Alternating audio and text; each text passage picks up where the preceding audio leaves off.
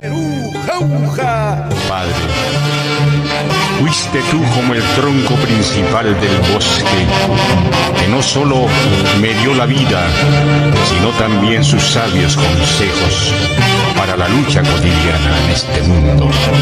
Y a ti me encomiendo en mis oraciones.